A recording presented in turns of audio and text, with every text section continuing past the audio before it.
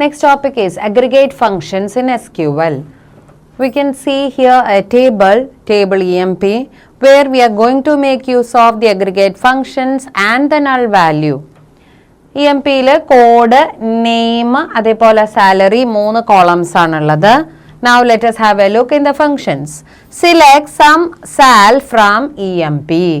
Sum of salary എന്ന് പറയുമ്പോൾ automatic ആയിട്ട് ഇവിടെ നമുക്കറിയാം 2 സ്ഥലത്ത് നൾ വാല്യൂ ആണ് കൊടുത്തിട്ടുള്ളത്, ബാക്കിയുള്ളതിന്റെ സം ആണ് അവിടെ പ്രിന്റ് ആവുന്നത്. അതേപോലെ സിലക്ട് ആവറേജ് സാൽ എന്ന് പറയുമ്പോഴും നമുക്കുള്ള വാല്യൂസ് എടുത്തിട്ട് ഡിവൈഡഡ് ബൈ 3. മാക്സിമം സാലറി എന്ന് പറഞ്ഞാൽ ഇതിലുള്ള ഏറ്റവും വലിയ സാലറി പ്രിന്റ് ചെയ്യുന്നു. മിനിമം സാലറി എന്ന് പറഞ്ഞാൽ മിനിമം വാല്യൂ ഇതിൽ ഏതാണെന്ന് വെച്ചാൽ അത് പ്രിന്റ് ചെയ്യുന്നു. കൗണ്ട് സാൽ എന്ന് പറഞ്ഞു കഴിഞ്ഞാൽ ഇവിടെ വാല്യൂ ഉള്ളത് നള്ളെടുക്കില്ല, വാല്യൂ ഉള്ളത് മാത്രമേ എടുക്കുള്ളൂ. അതുകൊണ്ട് 3 ആണ് ആൻസർ ആയിട്ട് വരിക.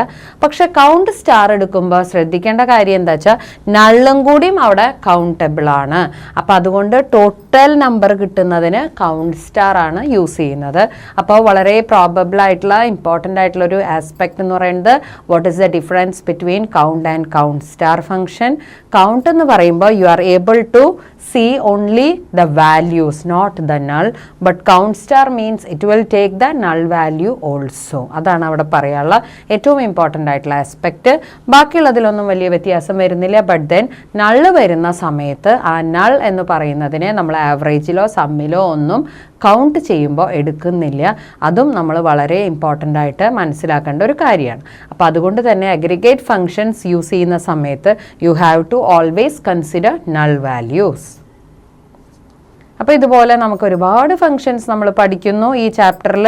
ഈ ചാപ്റ്ററിൻ്റെ കൺക്ലൂഷൻ എന്ന് പറയുന്നത് അഗ്രിഗേറ്റ് ഫങ്ഷൻസ്, അതുപോലെ തന്നെ text functions, date time functions, mathematical functions, ഇതെല്ലാം നമ്മളിവിടെ യൂസ് ചെയ്യുന്നുണ്ട്.